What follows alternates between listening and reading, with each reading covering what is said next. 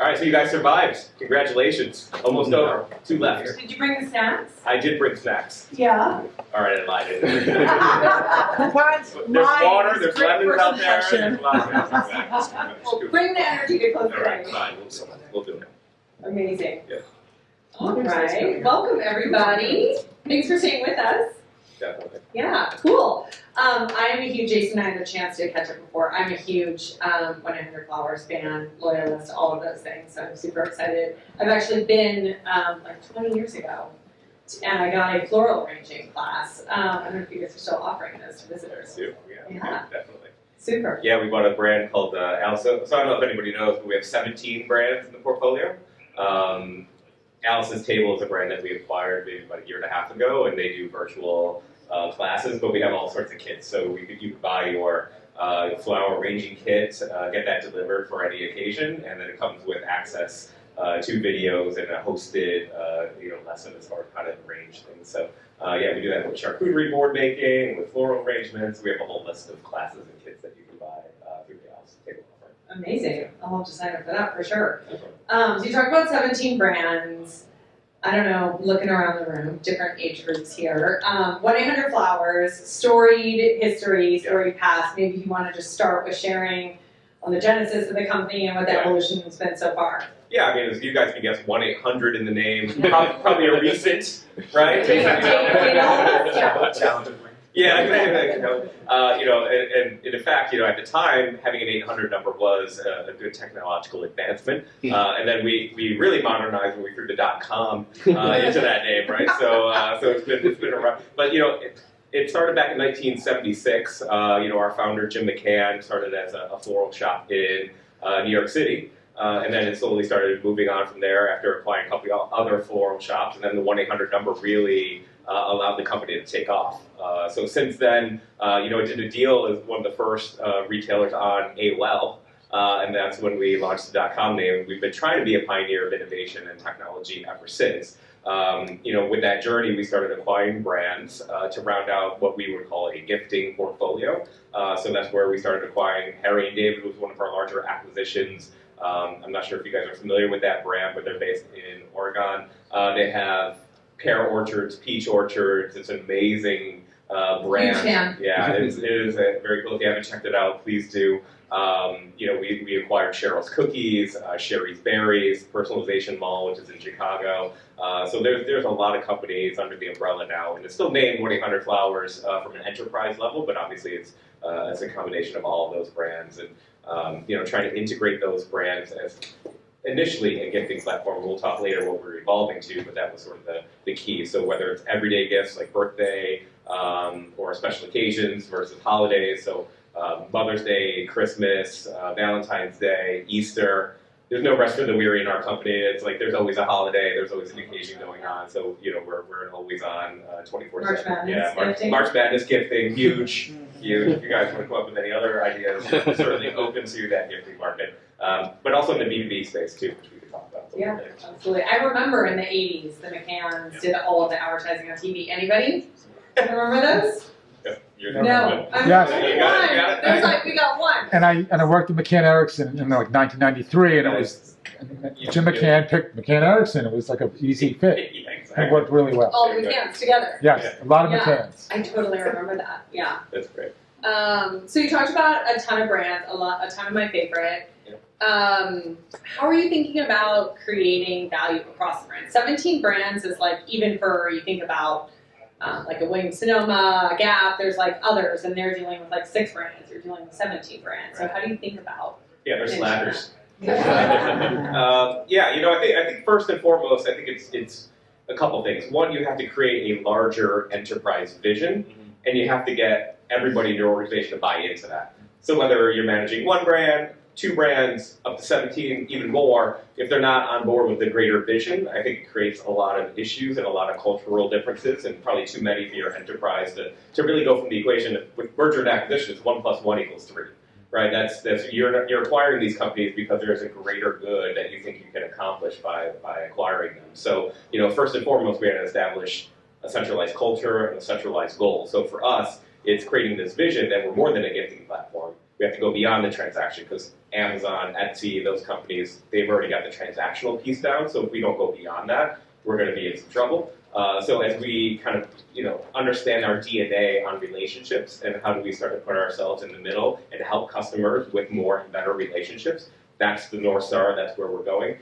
So we align the brands with that, and then we start to say, okay, where are synergies here that can actually add value to the customer? So the first one is through bundling. Because again, any company, you can buy their individual products. So for instance, you can go to 1-800-Flowers and get a bouquet. That's great.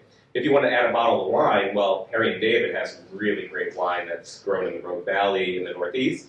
So why not add that bottle of wine to your bouquet? And then potentially Sherry's Berries has chocolate dipped strawberries. So everybody loves chocolate dip. If you haven't tried them, you have to. They're amazing. So I got those too. So now you can have a bundle of flowers, wine, and chocolate dipped strawberries for a premium gifting capability. And all that sounds super easy on the surface, like I just described it in 2 seconds, but it is so unbelievably painful to make that happen. So you can imagine all the time, energy, and dollars put into our manufacturing and our, our fulfillment centers and the technology that needs to be in place to get all those products in the same place to be delivered to the customer or through our network. So we have a huge network, and one of the growth factors of 1-800-Flowers is a network of florists. So we have thousands, tens of thousands of florists in our network, which are actually mini distribution centers, if you can think of it like that, where they can have a freezer, they can have Cheryl's cookies there, or Sherry's Berries, but it's getting that product to those locations, and then having the distribution and sort of last mile fulfillment from those delivery mechanisms. Or we can partner with, which we have, DoorDash, Amazon, etc., for that last mile delivery. But it is a huge operational and fulfillment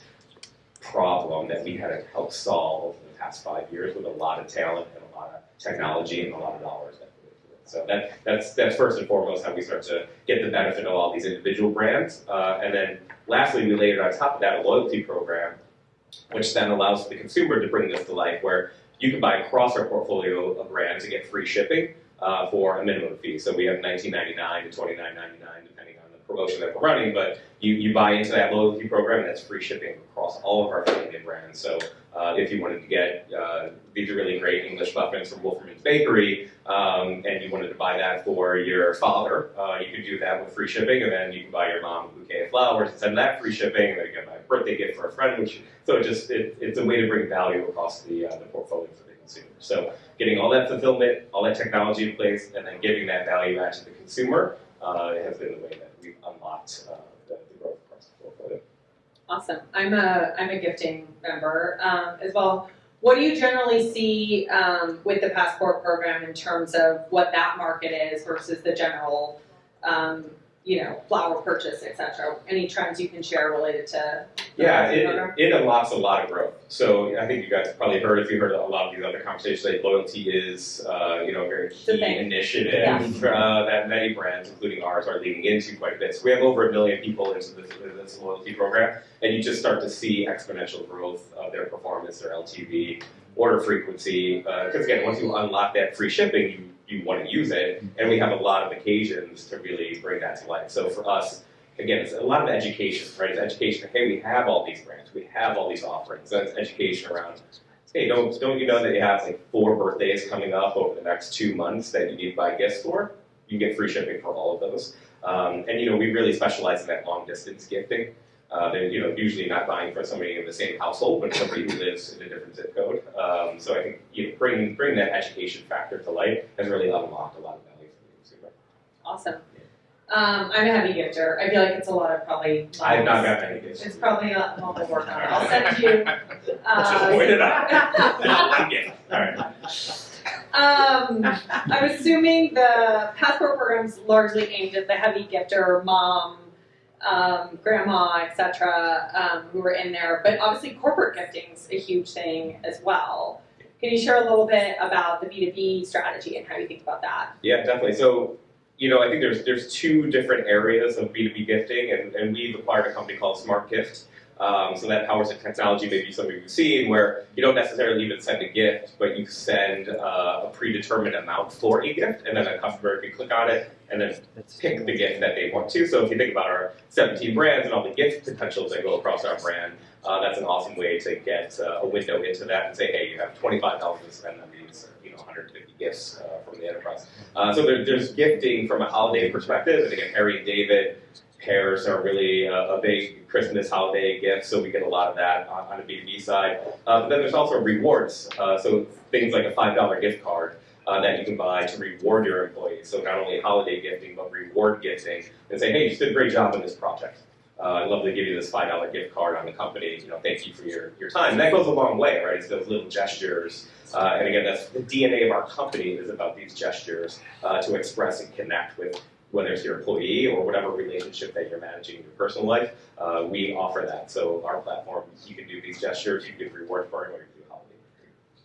Awesome. So look into it if you want. I can give you guys a link after the show. Yeah, I would. I mean, who wouldn't want that? You get like I can pick popcorn, or you can pick. I know you would.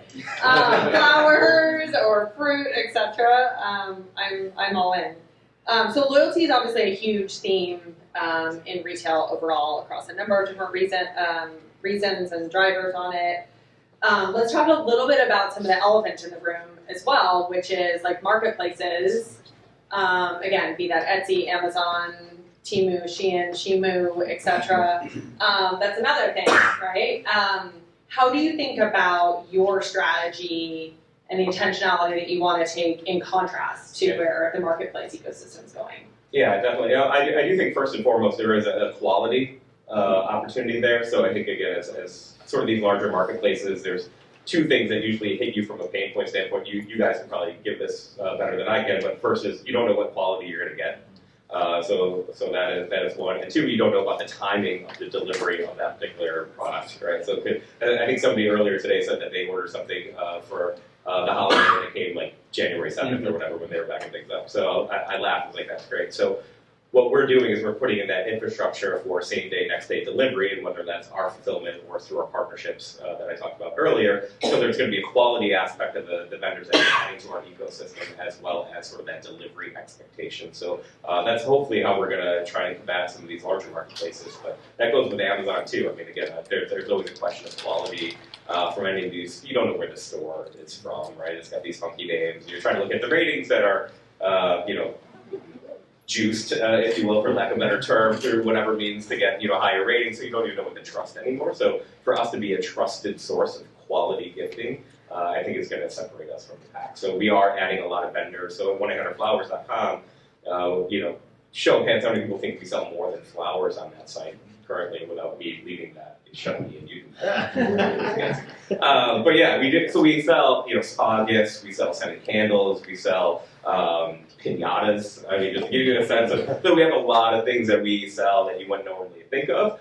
So we are plugging a lot of vendors into our ecosystem, but we don't want to overdo it and go and lower that quality and expectation. Yeah. Any trends that you're seeing overall where you're like, wow, this would be really interesting, just even thematically or from a category perspective? Yeah, I think the biggest trend now, post-pandemic, is experiences. So that's how we're trying to tap into. So what I was talking about Alice's Table, that was one of the main reasons for that acquisition because, people want a little bit more than just a tangible gift. So people are still buying tangible gifts, but they also want to add experiences to it.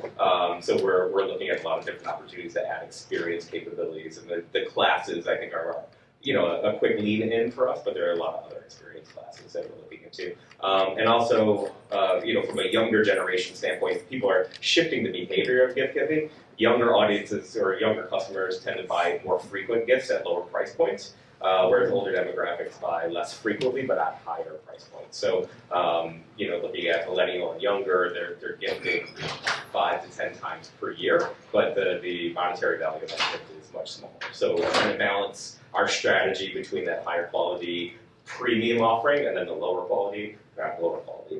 price option is really what we call it the ladder strategy. So that's how we're trying to approach the markets. Yeah, so let's elaborate a little bit more on that. How does that come to life? Obviously you have like me, I'm your core audience, let's just call it that. And you have like my daughter. Like she also loves gifts, right? Different ways she's engaging with her friends, engaging with media, etc. Like, can you elaborate a little bit more on, from a marketing strategy perspective, how you straddle that? Yeah, definitely. Yeah, so I think different audiences are going to have different targeted offers and different targeted experiences that you drive as a brand. So for Personalization Mall, for instance, that's a brand that is really cool. It's based in Chicago.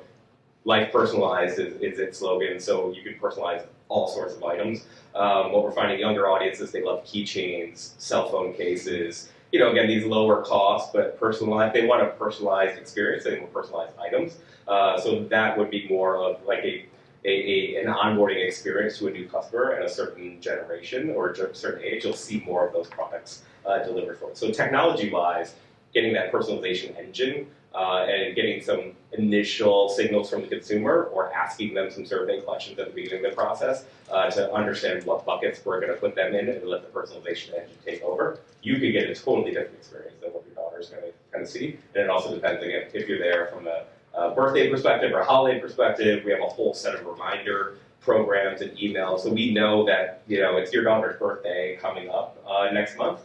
Not saying that we do know that, but we could know that, right? We know that. You have a lot of my I'm not admitting to any data knowledge of any customer whatsoever. But if we know that, we'll send you that reminder 7 days before. Here's what you bought last year. Here's some other recommended gifts based on your daughter's age and her preference. And we realized you bought something pink last year. We had this really cool Barbie floral arrangement that we partnered with, did a collaboration with Mattel on. She would love that for her birthday. So so it's really our growth is from our personalization engine and all those 100 million plus customers and recipients, bringing all that data asset together and making sure that's a customized and personalized experience. So I love that. Personalization, another huge theme overall within retail right now. I would be remiss if I didn't mention the other major thing in retail bingo right now, which I think is related to a lot to personalization. I'm very curious. AI, obviously. AI.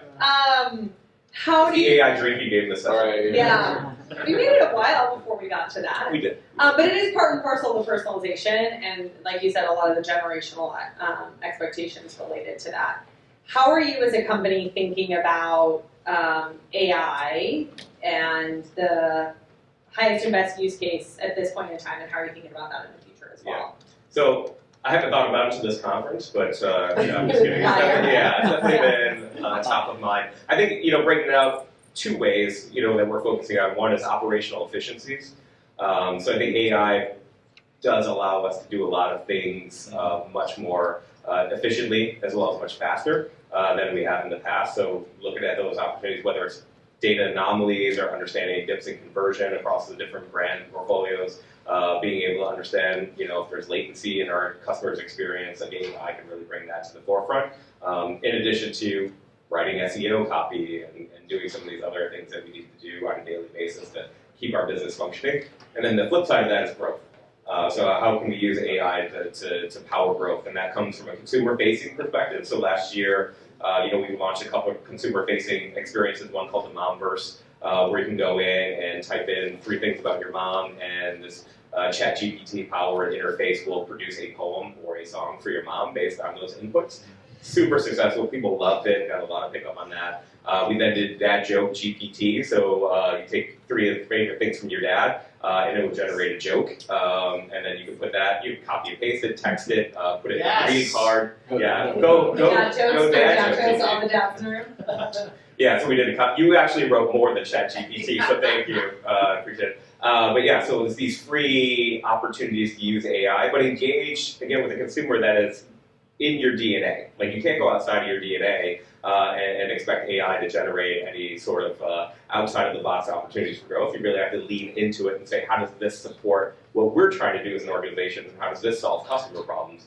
And again, when I talk about that ladder strategy, that's a free opportunity to engage with our brands that you might not have been able to because you didn't have enough money. You didn't want to spend $80 on a gift, but you certainly could take 2 minutes and generate a free poem or a free joke that might make your dad smile during the day. So when you think about our ladder strategy now, that interaction, that engagement is an additional touch point in our brand that will lead to a gifting opportunity in the future, but it doesn't have to at the beginning. So I think that's kind of what we're thinking about it. And then obviously AI from a creative generation standpoint, creative is the new targeting on many platforms, right? So flip yours for a second. So like Meta, for instance, or TikTok, but Google as well, right? Creative and putting more creative into the machine and letting their algorithms help with the targeting. That is obviously the direction of many of these companies that we work with. But it's hard to produce that kind of creative, and it's a manual process now on the variations and how we're trying to go at it. But if we can triple our creative output based on AI,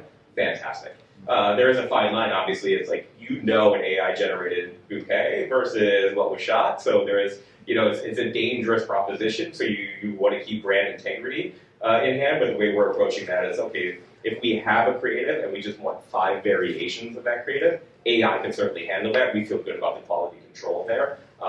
We don't do a lot of AI-generated creative only. It's usually based off of the output that we have. So that's how we're approaching it. That's how we're going about it. Okay, interesting. Can you share, I guess, first, any interesting trends within your own portfolio over the last year?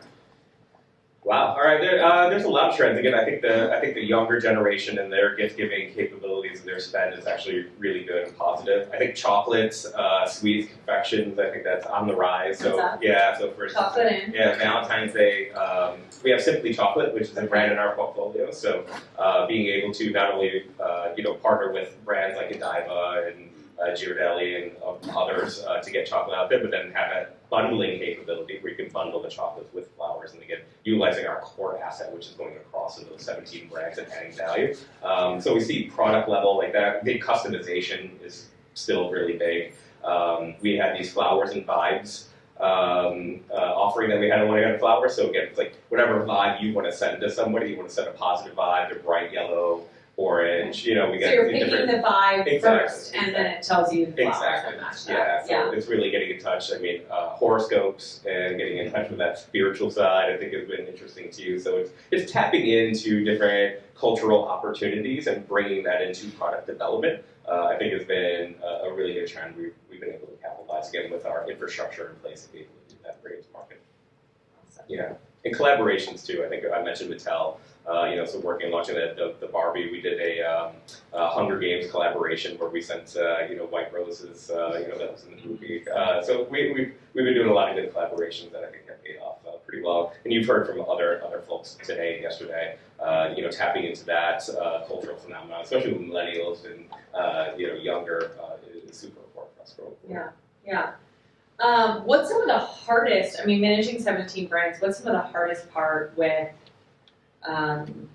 managing so many different brands, both from an internal perspective as well as from a consumer perspective? Yeah, managing people and complexities is always tricky. I think, again, it's making sure that you have a very well-defined North Star and that you over-communicate. So I think if I could tell anybody from my team and how to manage their teams, you really have to over-communicate, especially in organizations that have disparate locations, disparate teams. You have different functional areas and groups, but you cannot be in a silo. You cannot go into your office. You cannot have just teams meetings. We have teams meetings, obviously. Yeah, sorry.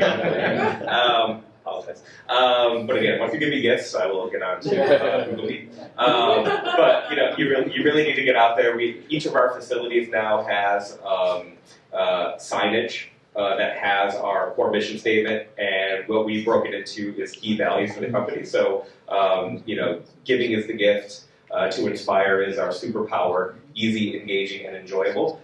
Those are key pillars, along with relationships matter. So those are the 4 key pillars that we have in our organization. So we have signage of those 4 key pillars across every physical location that we have. So again, I think it's super important to keep aligning to that. What's the bigger goal? Everybody wants to be part of something bigger, right? Nobody wants to be siloed into their one job or into their one, or for us, it's even their one brand. They want to be part of what's the bigger goal, what's the bigger picture that I can be a part of and feel good about, and that's what we're trying to deliver. And I think over-communicating that on a daily basis is the right way to go. So what do you focus on in terms of the most important things to centralize versus the things that stay decentralized or unique to each of those individual brands? Yeah, I think as a general theory, and again, not to oversimplify, but I think providing guidelines and those North Star moments is what you centralize. from an operational standpoint, the only other thing that I centralize is paid media and sort of vendor decisions, because you need economies of scale, right? If we're a $2.5 billion enterprise, you get a little bit more clout with your vendor relationships than if you were 17 brands of, X million. I can do the math. Is that, you're a Google person. 17 divided by, so anyway, so you get a lot of economies of scale. So you centralize that, but you really want entrepreneurial spirit. You want people to grow. You want people who know their brands to make those decisions. You don't want somebody in a corporate office to make that decision. So, you have somebody who's, the head of merchandising for Cheryl's Cookies. They know what's selling. They know what's hot. They know what the cool flavors are going to be. I mean, we're launching a new pickle flavor, next month. Pickle is a big trend, that they've identified. But you don't want somebody in the enterprise side trying to centralize and say, no, you're launching, vanilla bean or something. You want that entrepreneurial spirit. You want to encourage that. You want your teams to be able to understand growth and what the overall goals are, and then go at it. That's been my philosophy for my team, is for the companies, for the brands, is here's where we want to go as an enterprise, make it happen. And I think that's empowering people to make those decisions, super important. Yeah, okay, last question on my side. Okay. What's the most exciting thing that's coming ahead? How are you thinking about the future? What gets you most excited? Yeah, I think having drinks with Trey is probably going to be the most exciting thing I have ahead. Very short term. Heavily, very short term.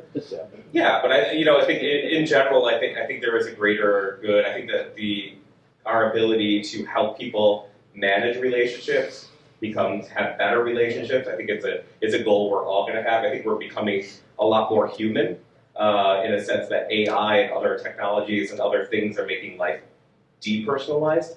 I think we have an opportunity. Social media. Yeah, as our brand, we have an opportunity to get those relationships, that important human-to-human connection, make sure that's at the forefront, make sure that we're growing that. And again, I don't want to sound like we're above and beyond what a company can do, but I think from a driving force standpoint, we want those human relationships. We want to make sure that we are able to allow people to express and connect in a more meaningful way. And I'm excited to have that opportunity to do that. And whether it's by helping them with recommendations, or by reminding them that they're missing somebody's birthday that they should be reaching out to, or you haven't talked to Sally in 3 months, why not send her a free text with this new poem generator? Whatever that is, I feel like we have a really good opportunity to do something good for us as humans, and I'm proud of being with a company that can do that.